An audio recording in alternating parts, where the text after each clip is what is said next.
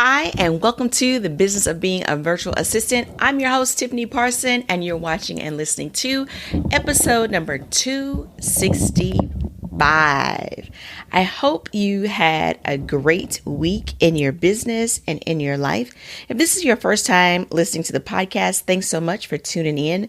This is where we talk about the real side of having a virtual assistant business. So today I want to talk to you about money. Money is a tough topic. Money is something that people tend to get a little nervous about when it comes to their rates. When it comes to sending potential clients their rates, we tend to get nervous about money. And so I want to talk about it today for that very reason, because we tend to get nervous about the money. But it's one of those things that we all need. We need the money. The money keeps things going, and our clients want the money for their business. It keeps things going. Now, that should not be your motive for having a virtual assistant business. I'm going to tell you, if money is your motive, you might as well just shut down everything and go back to your 9 to 5, or continue your 9 to 5, or your 3 to 10, or 2 to 7, whatever it is, because this is a business, and like any businesses, it takes a while to grow. Businesses have their highs, they have their lows, but those who are in it for the right reasons stick to it in all seasons. Okay, so let's talk about money.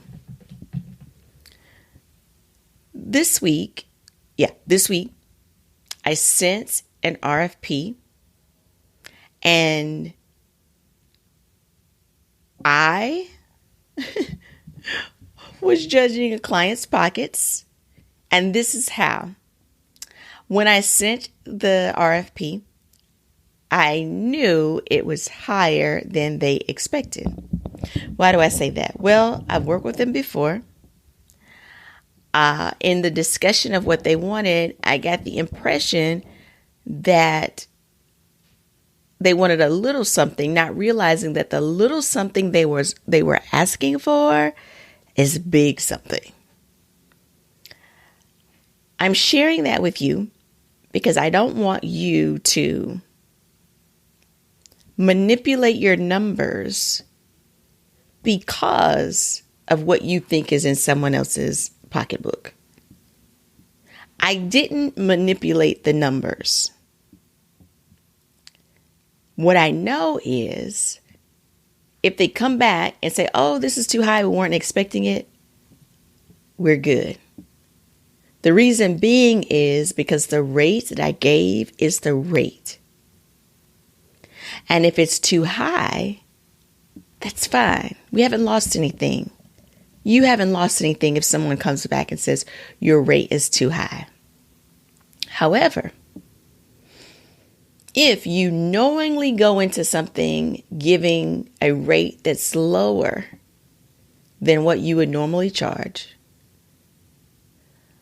the rate makes it so that you're working for a lower amount than what you normally would, and they agree to it, you lose. Yes, you got the client. Yes, they pay the invoice.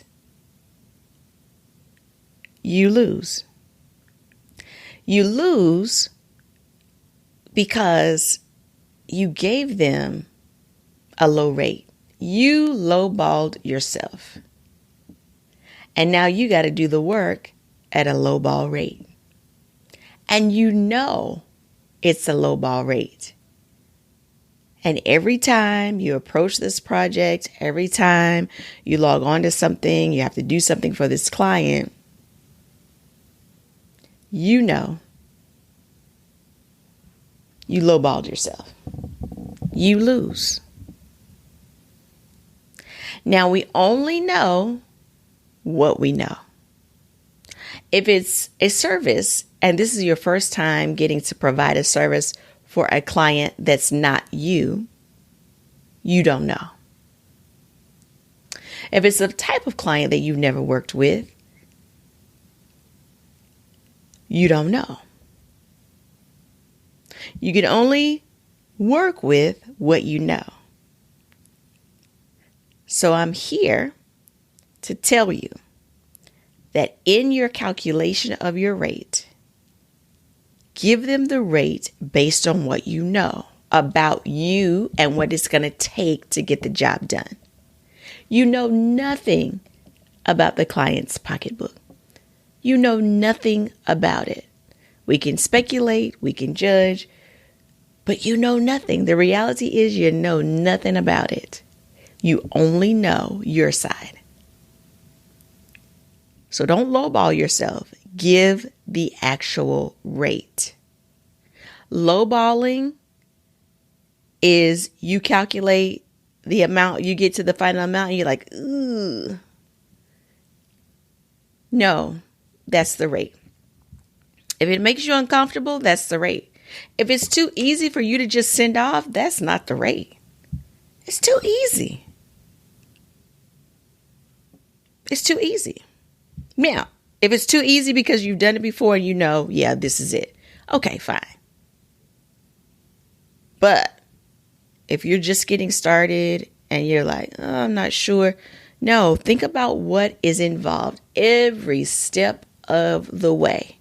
How often you're going to talk to that client to get the information, the actual time it takes to do the job, the knowledge that you need going into that to get it done. All of those play a factor in addition to your expense of doing business. All of that goes into your rate. The last thing I want you to take away, and I've said it, I just want to repeat it.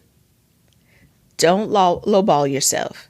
You will regret it. You will resent your client. You won't enjoy your work. Do not lowball yourself. So the next RFP you send, the next discovery call you're on, keep that in mind. And if this is your first time listening, I do not recommend giving rates in discovery calls. It is strictly for discovery. You haven't discovered what they need in order to give a rate in that same moment. Every single time I've ever given a rate on the spot, it was a low ball. So don't do that. Don't do that. If you have not subscribed to the podcast, make sure you do that. We'll be here every Saturday with more. I want to thank you so much for watching and for listening. You have a wonderful and fantastic day.